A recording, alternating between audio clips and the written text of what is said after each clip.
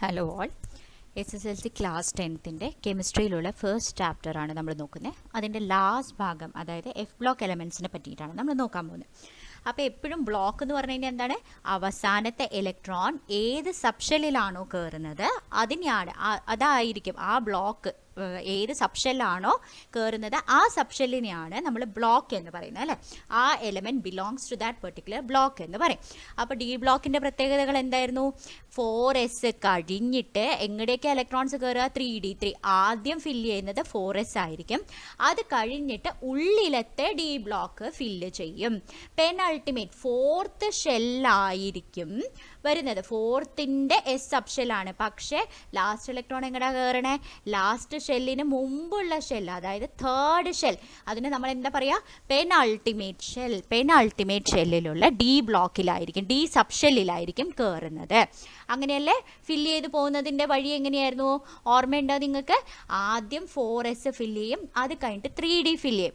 അതായത് ഫോർത്ത് ഷെല്ലിന് മുമ്പ് പെനൾട്ടിമേറ്റ് ഷെല്ലിൻ്റെ D block D sub shell fill ചെയ്യും. അതുകൊണ്ട് നമ്മൾ ഡി ബ്ലോക്ക് എലമെൻറ്റ്സ് എന്ന് പറയും. അങ്ങനെയല്ലേ പറയണേ? ഇനി നമ്മൾ പഠിക്കാൻ പോണത് എന്താണെന്ന് അറിയാം? F block. അപ്പോൾ എഫ് ബ്ലോക്കിൽ എങ്ങനെയാണ് സംഭവിക്കണേ?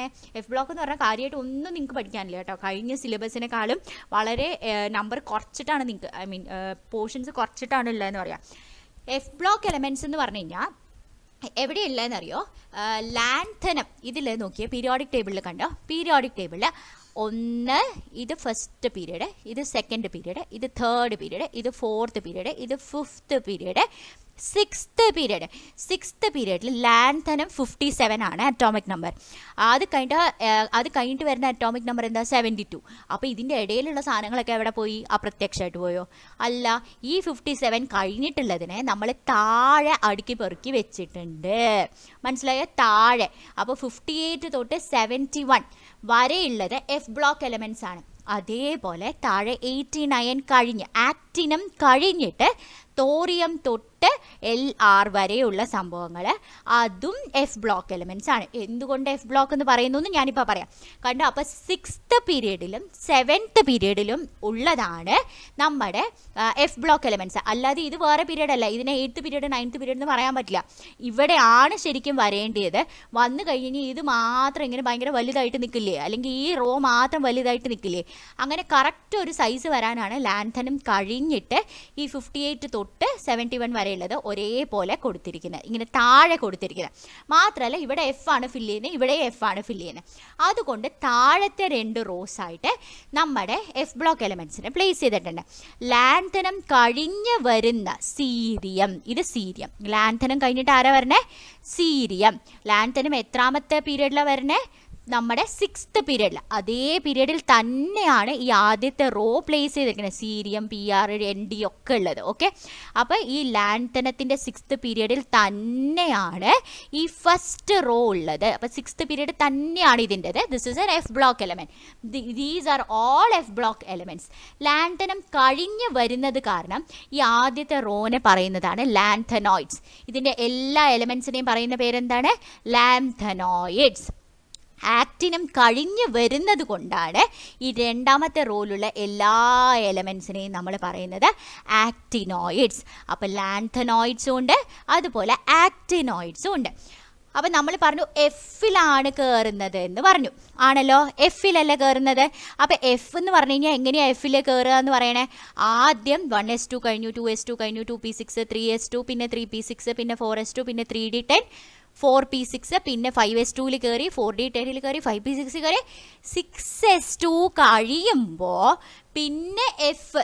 പക്ഷെ എത്രാമത്തെ എഫ്? ഇതിൻ്റെ ഷെൽ നമ്പർ എന്താ? 6. ഇനി കയറുന്നത് 5fലാണോ? അല്ല, 4fലാണ്. ഷെൽ നമ്പർ കണ്ടോ? 4. അപ്പം തൊട്ട് മുന്നത്തെ എന്ന് പറഞ്ഞാൽ പെനൾട്ടിമേറ്റ്. അതിനേക്കാളും മുന്നത്തെ എന്ന് പറഞ്ഞു കഴിഞ്ഞാൽ നമ്മൾ എന്താ പറയണേ? Anti penultimate. അപ്പം നമ്മൾ ഇന്നലെ, മിനിഞ്ഞാന്ന് എന്ന് പറയില്ലേ? ഇപ്പോൾ 6ന് 5 എന്ന് പറഞ്ഞാൽ ഇന്നലെയാണ്, 6ന് 4 എന്ന് പറഞ്ഞു കഴിഞ്ഞാൽ മിനിഞ്ഞാന്നാണ്. അപ്പോൾ ആൻറ്റി പെനൾട്ടിമേറ്റ്, മിനിഞ്ഞാന്ന് എന്ന് പറയുന്നതിൻ്റെ എന്താണ്? Anti penultimate subshell. എഫിലാണ് കയറുന്നത്. അപ്പോൾ അതിൻ്റെ ഒരു എക്സാമ്പിൾ നോക്കാം. Lanthanum is not an F block element. Lanthanum എന്തുകൊണ്ട് എഫ് ബ്ലോക്ക് എലമെൻ്റ് അല്ല എന്ന് പറയാൻ കാരണം ഇത് നോക്കിയേ, ലാൻഥനം ഇവിടെയാണ് കിടക്കണേ. This is a transition element. താഴെയല്ല കിടക്കണേ ലാൻഥനം എന്ന് പറയണേ. ലാൻഥനം കഴിഞ്ഞിട്ട് വരുന്ന ഇതെല്ലാം ലാൻഥനോയിഡ്സ് ആണ്. അതിൻ്റെ ഫസ്റ്റ് എലമെൻ്റ് ആരാ? സീരിയം. സീരിയത്തിൽ നോക്കിയേ, സീരിയത്തിൽ 6s2 വരെ മനോഹരമായിട്ട് ഫില്ല് ചെയ്ത് അവിടെ വെച്ചിട്ടുണ്ട്. 6s2 കഴിഞ്ഞിട്ട് എങ്ങടേക്കാണ് പോണേ? 4Fയിലേക്കാണ് പോകുന്നത്, 4F2യിലേക്കാണ് പോകുന്നത്. മനസ്സിലായോ? അപ്പം ലാസ്റ്റ് എവിടെയാണ് കയറിയേ? ആൻറ്റി പെനൾട്ടിമേറ്റ് ഷെല്ലിൻ്റെ സബ് ഷെല്ലായ എഫിലേക്കാണ് കയറിയ. ആൻറ്റി 6s2 ഫില്ല് ചെയ്തതിന് ശേഷം എങ്ങടേക്കാണ് പോണേ? തൊട്ട് മുന്നത്തെ മിനിഞ്ഞാന്ന്, അതായത് ആൻറ്റി പെനൾട്ടിമേറ്റിൻ്റെ എഫ് സബ് ഷെല്ലിലേക്കാണ് പോകുന്നത് ലാസ്റ്റ് ഇലക്ട്രോൺ. അപ്പോൾ എന്തുകൊണ്ടാണ് എഫ് ബ്ലോക്ക് എന്ന് മനസ്സിലായോ? എവിടെയാണ് എഫ് ബ്ലോക്ക് സ്ഥിതി ചെയ്യണേ എന്നുള്ളത് മനസ്സിലായോ? കണ്ടോ, ലാസ്റ്റ് 2 റോസ് ആയിട്ടാണ്, സെപ്പറേറ്റ് ആയിട്ടാണ് പ്ലേസ് ചെയ്തിരിക്കുന്നത്. ലാൻഥനം കഴിഞ്ഞ് വരുന്ന ഫസ്റ്റ് റോനെ നമ്മൾ ലാൻഥനോയിഡ്സ് എന്ന് പറയും. ആക്റ്റിനം കഴിഞ്ഞ് വരുന്നതിനെ നമ്മൾ ആക്ടിനോയിഡ്സ് എന്ന് പറയും. ഇതിൻ്റെ പീരിയഡ് നമ്പർ എന്താണ്? ഇതിൻ്റെ പീരിയഡ് നമ്പർ 58 തൊട്ട് 71 വരെയുള്ളതിൻ്റെ പീരിയഡ് നമ്പർ എന്ന് പറയുന്നത് 6 ആണ്. 90 തൊട്ട് 103 വരെയുള്ളതിൻ്റെ പീരിയഡ് നമ്പർ എന്ന് പറഞ്ഞു കഴിഞ്ഞാൽ 7 ആണ്. ഇതിൻ്റെ ലാൻഥനത്തിൻ്റെയും ആക്ടിനത്തിൻ്റെയും സെയിം പീരിയഡ് നമ്പറാണ് ഉള്ളത്. മനസ്സിലായോ? ഓക്കെ, ഇനി എന്താണ് നമുക്ക് നോക്കാനുള്ളതെന്ന് അറിയോ? ഇനി നമുക്ക് നോക്കാനുള്ളത് അതിൻ്റെ ക്യാരക്ടറിസ്റ്റിക്സ് ആണ്. അപ്പോൾ ഇതൊന്ന് വായിച്ചു നോക്കിയാടെ കുട്ടികളെ. എഫ് ബ്ലോക്ക് എലമെൻറ്റ്സ് എവിടേക്കാണ് വരുന്നത്? ലാൻഥനം കഴിഞ്ഞും ആക്ടിനം കഴിഞ്ഞും. എന്നിട്ട് എവിടെയാണ് അത് പ്ലേസ് ചെയ്യുന്നത്? ഏറ്റവും ബോട്ടം ഓഫ് ദ പീരിയോഡിക് ടേബിളിൻ്റെ ഏറ്റവും താഴെ 2 റോസ് ആയിട്ടാണ് പ്ലേസ് ചെയ്യണത്. ലാസ്റ്റ് ഇലക്ട്രോൺ എവിടെയാണ് ഫില്ല് ചെയ്യണേ? ആൻറ്റി പെനൾട്ടിമേറ്റ് ഷെല്ലിലുള്ള എഫ് സബ് ഷെല്ലിലാണ് ഫില്ല് ചെയ്യുന്നത്. ആൻറ്റി പെനൾട്ടിമേറ്റ് മീൻസ് മിനിഞ്ഞാന്ന്. Okay, last electron in these elements are filled up in the anti penultimate shell. First റോനെ നമ്മൾ വിളിക്കുന്ന പേരാണ് ലാൻഥനോയിഡ്സ്. സെക്കൻഡ് റോനെ നമ്മൾ വിളിക്കുന്ന പേരാണ് ആക്ടിനോയിഡ്സ്. ഓക്കെ, ഇനി ഈ എലമെൻറ്റ്സ് ഏതൊക്കെ പീരിയഡിലാണ് ബിലോങ് ചെയ്യണത്? 6th and 7th ബിലോങ് ചെയ്യുന്നത്. 6th and 7th പീരിയഡ്സിലായിരിക്കും ബിലോങ് ചെയ്യുന്നത്. Okay, അപ്പോൾ on examining the subshell configuration, you can find that the last electron are filled in the F subshell. നമ്മൾ കണ്ടതല്ലേ, നമ്മൾ സീരിയത്തിൻ്റെ എക്സാമ്പിൾ വെച്ചിട്ട് കണ്ടതാണ്. ഇനി നമ്മൾ എഫ് ബ്ലോക്ക് എലമെൻസിൻ്റെ ക്യാരക്ടറിസ്റ്റിക്സ് എന്താണെന്ന് നമ്മൾ നോക്കാൻ പോവാം. ഈ എഫ് ബ്ലോക്ക് എലമെൻറ്റ്സ് ഉണ്ടല്ലോ, നമ്മൾ ഡി ബ്ലോക്കിൻ്റെ ഓക്സിഡേഷൻ സ്റ്റേറ്റിനെ പറ്റിയിട്ട് എന്താ പഠിച്ചത്? ഡി ബ്ലോക്കിൻ്റെ ഓക്സിഡേഷൻ സ്റ്റേറ്റ് വേരിയബിൾ ആണ്. എന്തുകൊണ്ടാണ് വേരിയബിൾ എന്ന് നമ്മൾ പറയാൻ കാരണം, നമ്മുടെ ഡി സബ് ഷെല്ലിലുള്ള ഇലക്ട്രോൺസും ഔട്ടർ ഷെല്ലിലുള്ള എസ് ഷെല്ലിലുള്ള ഇലക്ട്രോൺസും ഒരേ എനർജിയാണ്. നമ്മൾ ഡീറ്റെയിൽ ആയിട്ട് നമ്മൾ നോക്കിയല്ലേ, അത് ഒന്ന് ആലോചിച്ച് നോക്കിയേ. എങ്ങനെയാണ് അത് നമ്മൾ നോക്കിയത്? ഇത് ഡി എലമെൻ്റ് ആണ്. സ്കാൻഡിയം ഇപ്പോൾ എടുത്തു എന്ന് വിചാരിച്ചോളൂ. ഇപ്പോൾ ഡി എലമെൻ്റ് ആണെങ്കിൽ, എന്ത് എലമെൻ്റ് ആണെങ്കിലും ഒരു കെമിക്കൽ റിയാക്ഷൻ നടക്കുമ്പോൾ ഏറ്റവും ഔട്ടർ മോസ്റ്റ് ആയിട്ടുള്ള ഷെല്ലിലുള്ള ഇലക്ട്രോൺസ് ആയിരിക്കും പാർട്ടിസിപ്പേറ്റ് ചെയ്യണേ. ഏറ്റവും ലാസ്റ്റ് ഫില്ലായ ഇലക്ട്രോൺസ് അല്ല പാർട്ടിസിപ്പേറ്റ് ചെയ്യണേ. ഓക്കെ, ഇതിൽ ഔട്ടർ ഷെല്ലിലുള്ള ഇലക്ട്രോൺസ് ആരാ? 4s ആണ്. അപ്പോൾ ഈ 4s2 ആയിരിക്കും ആദ്യം പാർട്ടിസിപ്പേറ്റ് ചെയ്യണേ. ഓക്കെ, 4s2 പാർട്ടിസിപ്പേറ്റ് ചെയ്തതിന് ശേഷം എന്ത് സംഭവിക്കും? ഡിയിലുള്ള ഇലക്ട്രോൺസും ചിലപ്പോൾ പാർട്ടിസിപ്പേറ്റ് ചെയ്യാം. എസ്സിലുള്ളത് തീർന്നു കഴിഞ്ഞാൽ അണ്ടർ സ്യൂട്ടബിൾ കണ്ടീഷൻസ് ഡിയിലുള്ള electrons can also participate, because അവർക്ക് ഡിയിലുള്ള ഇലക്ട്രോൺസിനും പെനൾട്ടിമേറ്റ് ഷെല്ലിലുള്ള ഡിയിലുള്ള ഇലക്ട്രോൺസിനും ഔട്ടർ മോസ്റ്റ് ഷെല്ലിലുള്ള എസ്സിലുള്ള ഇലക്ട്രോൺസിനും ഓൾമോസ്റ്റ് ഈക്വൽ എനർജി ആയതുകൊണ്ട്. ഇതേപോലെ തന്നെയാണ് എഫ് ഷെല്ലിൻ്റെ കാര്യം. എഫ് ഷെല്ലിൽ എന്താ? ആൻറ്റി പെനൾട്ടിമേറ്റ് ഷെല്ലിലുള്ള എലമെൻസിന് പാർട്ടിസിപ്പേറ്റ് ചെയ്യാം, ആൻറ്റി പെനൾട്ടിമേറ്റ് ഷെല്ലിലുള്ള ഇലക്ട്രോൺസിനും പാർട്ടിസിപ്പേറ്റ് ചെയ്യാം, ഡിയിലുള്ള ഇലക്ട്രോൺസിന് പാർട്ടിസിപ്പേറ്റ് ചെയ്യാം. അങ്ങനെ കുറേ ഇലക്ട്രോൺസ് പല ഷെല്ലുകളിലുള്ള ഇലക്ട്രോൺസിന് പാർട്ടിസിപ്പേറ്റ് ചെയ്യാൻ പറ്റുന്നത് കൊണ്ട് അണ്ടർ സ്യൂട്ടബിൾ കണ്ടീഷൻസ് വേറെ ഓക്സിഡേഷൻ സ്റ്റേറ്റ്സ് അവർ കാണിക്കും. ഓക്കെ, ഡി ബ്ലോക്ക് പോലെ എഫ് ബ്ലോക്കും പല ഓക്സിഡേഷൻ സ്റ്റേറ്റ്സും കാണിക്കും. ഓക്കെ, ഇനി നമ്മൾ നോക്കിക്കഴിഞ്ഞാൽ ആക്ടിനോയിഡ്സ് എന്ന് പറയുന്ന സാധനം ഉണ്ടല്ലോ. ആക്ടിനോയിഡ്സ് നമ്മൾ എന്താ പഠിച്ചത്? ആക്ടിനോയിഡ്സ് എന്ന് പറയുന്നത് ഈ താഴത്തെ സാധനമാണ് ആക്ടിനോയിഡ്സ്, രണ്ടാമത്തെ റോ. ആക്ടിനോയിഡ്സ് മിക്കതും മാൻമെയ്ഡ് ആണ്, ആർട്ടിഫിഷ്യൽ ആണ്. അപ്പോൾ ഇതിൻ്റെ പ്രത്യേകത എന്ന് പറഞ്ഞാൽ പല ആക്ടിനോയിഡ്സ് ഉണ്ടല്ലോ, ആക്ടിനും കഴിഞ്ഞ് 7ാമത്തെ റോയിൽ വരുന്നതാണ് ആക്ടിനോയിഡ്സ് എന്ന് പറയുന്നത്. പലരും റേഡിയോ ആക്റ്റീവാണ്, അതായത് പല റേഡിയേഷൻസും എമിറ്റ് ചെയ്യുന്ന സംഭവങ്ങളാണ്. അപ്പോൾ ആക്ടിനോയിഡ്സ് പലതും ആർട്ടിഫിഷ്യൽ ആണ്, അതുപോലെ പലരും റേഡിയോ ആക്റ്റീവാണ്. റേഡിയോ ആക്റ്റീവ് ആയതുകൊണ്ട് അതിൻ്റെ ലൈഫ് ഭയങ്കര ചെറുതാണ്. അത് പെട്ടെന്ന് ഉണ്ടാവും, അത് കഴിയുമ്പോഴത്തേക്കും പലതും അപ്പം തന്നെ തീർന്നു പോകും. നമുക്കത് പിടിച്ചിട്ട് സ്റ്റോർ ചെയ്യാനൊന്നും പറ്റില്ല എന്ന് പറയാം. സോ ആക്റ്റീവ് ഷോർട്ട് ലിവ്ഡ് ആയിരിക്കും എന്ന് പറയാം. Most of the actinoids are radio active and are artificial elements. ഇനി അതേപോലെ യുറേനിയം, തോറിയം, ഇതിൻ്റെ യൂസസ് പറയാം കേട്ടോ. പല ന്യൂക്ലിയർ റിയാക്ടേഴ്സിലും ഇതിൻ്റെ ഫ്യൂവൽസ് ആയിട്ട് നമ്മൾ യുറേനിയം, തോറിയം, പ്ലൂട്ടോണിയം പോലത്തെ സാധനങ്ങൾ യൂസ് ചെയ്യാറുണ്ട്. ഓക്കെ, ഇപ്പോൾ യുറേനിയം, തോറിയം, പ്ലൂട്ടോണിയം പോലത്തെ സാധനങ്ങളൊക്കെ നമ്മൾ എവിടെ യൂസ് ചെയ്യാറുണ്ട്? ന്യൂക്ലിയർ റിയാക്ടേഴ്സിൻ്റെ ഫ്യൂവലായിട്ട് യൂസ് ചെയ്യാറുണ്ട്. ആരൊക്കെ യൂസ് ചെയ്യാറുണ്ട്? Uranium, thorium, plutonium, uranium, thorium, plutonium, uranium, thorium, plutonium ഒക്കെ ന്യൂക്ലിയർ റിയാക്ടേഴ്സിൻ്റെ ഫ്യൂവലായിട്ട് യൂസ് ചെയ്തിട്ടുണ്ട്. യുറേനിയത്തിൻ്റെ സിമ്പൽ എന്താ? യു. കണ്ടോ?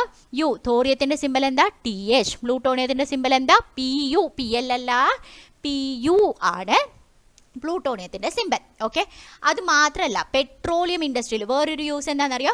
പെട്രോളിയം ഇൻഡസ്ട്രിയിൽ കാറ്റലിസ്റ്റ് ആയിട്ട് യൂസ് ചെയ്യുന്നുണ്ട്. അപ്പോൾ പെട്രോളിയം ഇൻഡസ്ട്രി എന്ന് പറഞ്ഞാൽ എന്താ? ഭൂമിയിൽ നിന്നും കുഴിച്ചെടുക്കണം പെട്രോളിയം എന്ന് പറയുന്ന സാധനം ഉണ്ടല്ലോ, അത് ഭയങ്കര റോ ആയിട്ടുണ്ടാവും.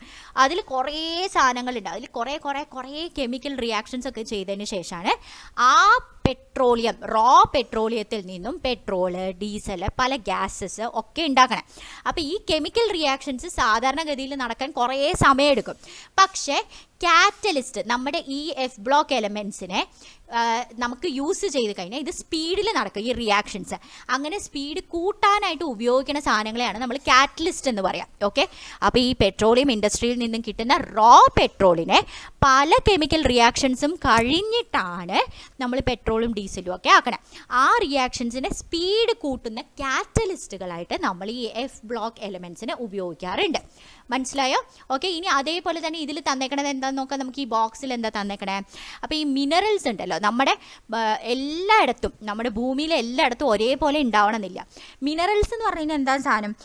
മിനറൽസ് എന്ന് പറഞ്ഞാൽ പല മെറ്റൽസും ഒന്നിച്ച് മിക്സായി കിടക്കുന്ന സാധനത്തിനെയാണ് മിനറൽസ് എന്ന് നമ്മൾ പറയാം. ഓക്കെ, പല മിനറൽസും പല കോമ്പൗണ്ട്സും എല്ലാം മിക്സ് ആയിട്ടുണ്ടാവും. അപ്പോൾ സാൻഡിലൊക്കെ കുറേ ഈ മണ്ണിലൊക്കെ കുറേ മിനറൽസ് ഉണ്ട്. അപ്പോൾ അതിൽ തന്നെ നമ്മുടെ കേരളത്തിൽ നോക്കിക്കഴിഞ്ഞാൽ കേരളത്തിൻ്റെ ബീച്ച് സാൻഡുകളിൽ, ഓക്കെ, ഈ ബീച്ച് സാൻഡിൽ കുറേ മിനറൽസ് ഉണ്ട്. എന്തൊക്കെ മിനറൽസ് ഉണ്ടെന്ന് അറിയോ? മോണോസൈറ്റ്, ഇൽമിനൈറ്റ്, സിർക്കോൺ, റൂട്ടൈൽ പോലത്തെ കുറേ മിനറൽസ് ഉണ്ട്. ആരൊക്കെയുണ്ട് ബീച്ച് സാൻഡിൽ? Monazite, ilmenite, zircon, rutile. എൻ്റെ കൂടെ പറഞ്ഞേ, മോണോസൈറ്റ്, ഇൽമിനൈറ്റ്, സിർക്കോൺ, റൂട്ടൈൽ പോലത്തെ. ഇതിൽ ഫസ്റ്റ് ഇൽമിനൈറ്റിൽ നിന്നും കിട്ടുന്ന ഒരു കോമ്പൗണ്ട് ടൈറ്റാനിയം ഡയോക്സൈഡ്. നോട്ട് എഴുതിക്കോളൂ, ഇൽമിനൈറ്റിൽ നിന്നും ഒരു ആരോ ഇട്ടിട്ട് ടൈറ്റാനിയം ഡയോക്സൈഡ്. ഇൽമിനൈറ്റിൽ നിന്നും titanium dioxide. Titanium dioxide daily ലൈഫിൽ നമ്മൾ സ്ഥിരം യൂസ് ചെയ്യണതാണ്. എന്താണ്? പേസ്റ്റിലുണ്ട്, അതേപോലെ സോപ്പുകളിലുണ്ടാവും, അതുപോലെ കഴിക്കുന്നതിൽ ചിലപ്പോൾ ഉണ്ടാവും. അങ്ങനെ കുറേ സാധനത്തിൽ ഈ ടൈറ്റാനിയം ഡയോക്സൈഡ് നമ്മൾ യൂസ് ചെയ്യാറുണ്ട്. അതേപോലെ വേറൊരു ഇമ്പോർട്ടൻ്റ് ആയിട്ടുള്ള മിനറലാണ് മോണോസൈറ്റ്. മോണോസൈറ്റിൽ നിന്നും 3 സാധനങ്ങൾ നമുക്ക് കിട്ടും. മോണോസൈറ്റിൽ നിന്ന് ഫസ്റ്റ് തോറിയം, രണ്ടാമത്തേത് നിയോഡിനം, ഓക്കെ, നിയോഡീമിയം. എന്താണ് കിട്ടണേ? തോറിയം, നിയോഡീമിയം, അതേപോലെ തന്നെ നിയോഡീമിയം കിട്ടി, അതേപോലെ തന്നെ സീരിയം. 3 സാധനങ്ങളാണ് മോണോസൈറ്റിൽ നിന്നും നമുക്ക് പഠിക്കാനുള്ളത്, കിട്ടുന്നു എന്ന്. ഏതൊക്കെയത്? നിയോഡീമിയം എന്ന് പറയുന്ന മെറ്റല്, രണ്ടാമത്തേത് എന്താണ്? സീരിയം എന്ന് പറയുന്ന മെറ്റല്, അതേപോലെ തോറിയം എന്ന് പറയുന്ന മെറ്റല്. അപ്പോൾ ഇൽമെനൈറ്റിൽ നിന്നും ടൈറ്റാനിയം ഡയോക്സൈഡ് കിട്ടി, അതേപോലെ മോണോസൈറ്റിൽ നിന്നും തോറിയവും നിയോഡീമിയവും അതുപോലെ സീരിയവും കിട്ടി. അപ്പം നമ്മൾ നോക്കിയ തോറിയം എന്തിനാണ് യൂസ് ചെയ്യണേ? ബ്രീഡർ റിയാക്ടേഴ്സിൽ യൂസ് ചെയ്യും. ബ്രീഡർ റിയാക്ടേഴ്സ് എന്ന് പറഞ്ഞു കഴിഞ്ഞാൽ എന്താണ്? ന്യൂക്ലിയർ റിയാക്ടേഴ്സിൻ്റെ ഒരു ഭാഗമാണ് ബ്രീഡർ റിയാക്ടേഴ്സ് എന്ന് പറയുന്നത്. അപ്പോൾ ന്യൂക്ലിയർ റിയാക്ടേഴ്സിൻ്റെ ബ്രീഡർ റിയാക്ടേഴ്സിൽ നമ്മൾ തോറിയം യൂസ് ചെയ്യുന്നുണ്ട്. അതേപോലെ മോണോസൈറ്റിൽ നിന്ന് വേറെ എന്ത് കിട്ടുന്ന നമ്മൾ പറഞ്ഞേ? രണ്ടാമത്തെ സാധനം നിയോഡീമിയം കിട്ടും. Neodymium ND. ഈ നിയോഡീമിയം എന്തിനാണ് യൂസ് ചെയ്യണമെന്നറിയോ? നമ്മൾ ഭയങ്കര പവർഫുൾ ആയിട്ടുള്ള മാഗ്നറ്റ്സ് ഉണ്ടാക്കാനായിട്ട് നിയോഡീമിയം യൂസ് ചെയ്യാറുണ്ട്. Okay, powerful and light magnets ഉണ്ടാക്കാനായിട്ട് നിയോഡീമിയം യൂസ് ചെയ്യാറുണ്ട്. അതേപോലെ മോണോസൈറ്റിൽ നിന്നും കിട്ടുന്ന സാധനമാണ് സീരിയം. ഓക്കെ, സീരിയം എന്ന് പറയുന്നത് ഫ്ലിൻ സ്റ്റോൺസ് ഉണ്ടാക്കാനായിട്ട് യൂസ് ചെയ്യും. പണ്ട് ഫ്ലിൻ സ്റ്റോൺസ് എന്ന് പറഞ്ഞിട്ട് ഒരു കാർട്ടൂൺ ഉണ്ടായിരുന്നു. ഓക്കെ, അപ്പോൾ മറ്റേ എന്താണ് സ്റ്റോൺ ഏജിലുള്ള മനുഷ്യരെ പറ്റിയിട്ടാണ് അത് ഫ്ലിൻ സ്റ്റോൺസ് എന്ന് പറയുന്ന സംഭവം ഉണ്ടായിരുന്നത്. ഇതേപോലെ അവർ ആയുധങ്ങളൊക്കെ ഉണ്ടാക്കാനായിട്ട് ഈ ഫ്ലിൻ സ്റ്റോൺസ് യൂസ് ചെയ്യും.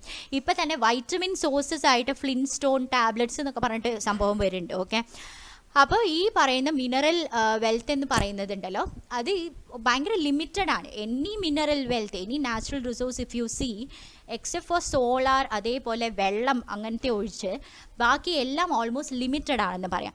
സോ മിനറൽ വെൽത്തിനെ നമ്മൾ വളരെ ലിമിറ്റഡ് ആയിട്ട് യൂസ് ചെയ്യണം, ജുഡീഷ്യസ്ലി യൂസ് ചെയ്യണം. ഈ ന്യൂക്ലിയർ റിയാക്ടേഴ്സിന് വേണ്ടിയിട്ട് മണ്ണൊക്കെ ഫുള്ള് എടുത്തുകൊണ്ട് പോയി കഴിഞ്ഞാൽ ബീച്ച് എന്ന് പറയുന്ന സാധനം തന്നെ നശിച്ചു പോകുമെന്ന് പറയാം. So we have to use it judiciously for sustained എന്താണ് അവൈലബിലിറ്റി ഓഫ് ദ മിനറൽസ്. എല്ലാ ജനറേഷൻസിനും കിട്ടാൻ വേണ്ടിയിട്ട് ജുഡീഷ്യസ്ലി നമ്മൾ യൂസ് ചെയ്യണം. സോ അതാണ് എഫ് ബ്ലോക്ക് എന്ന് പറയുന്നത്. എന്തുകൊണ്ട് എഫ് ബ്ലോക്ക് എന്ന് പറഞ്ഞു, ഏത് പീരിയഡിലാണ് എഫ് ബ്ലോക്ക് ഉള്ളതെന്ന് പറഞ്ഞു, ലാൻഥനോയിഡ്സ് എന്താണ്, ആക്ടിനോയിഡ്സ് എന്താണെന്ന് പറഞ്ഞു, എന്താണ് അതിൻ്റെ പ്രയോജനങ്ങൾ എന്നുള്ളത് പറഞ്ഞു, അതിൻ്റെ ഓക്സിഡേഷൻ സ്റ്റേറ്റ്സിനെ പറ്റിയിട്ട് പറഞ്ഞു. ഓക്കെ, ഇത്രയാണ് എഫ് ബ്ലോക്ക് ഉള്ളത്. So we are done with this chapter. ഇനിയുള്ളത് നമുക്ക് സെക്കൻഡ് ചാപ്റ്ററാണ്. ഇപ്പോൾ സെക്കൻഡ് ചാപ്റ്ററിൻ്റെ പകുതി വരെ വളരെ എളുപ്പമാണ്. അത് കഴിഞ്ഞിട്ട് കുറച്ചൊന്നും കൂടി നമ്മൾ ഫോക്കസ് ചെയ്യണം. കുറച്ച് പ്രോബ്ലംസ് ഒക്കെ ഉണ്ട്, പക്ഷെ കാണുമ്പോൾ നമുക്ക് പേടിയാവുന്നുണ്ടെങ്കിൽ പ്രോപ്പറായിട്ട് പഠിച്ചു കഴിഞ്ഞാൽ, മനസ്സിലാക്കി പഠിച്ചു കഴിഞ്ഞാൽ വളരെ എളുപ്പമാണ് മോൾ കോൺസെപ്റ്റ് എന്ന് പറയുന്ന സാധനം. ഓക്കെ, സോ ഓഡിയോസും വീഡിയോസും ഒക്കെ ഉണ്ടാക്കുന്നത് തിരുവനന്തപുരത്തെ മണക്കാടുള്ള നളന്ദ സെൻറ്ററിൻ്റെ കീഴിലാണ്.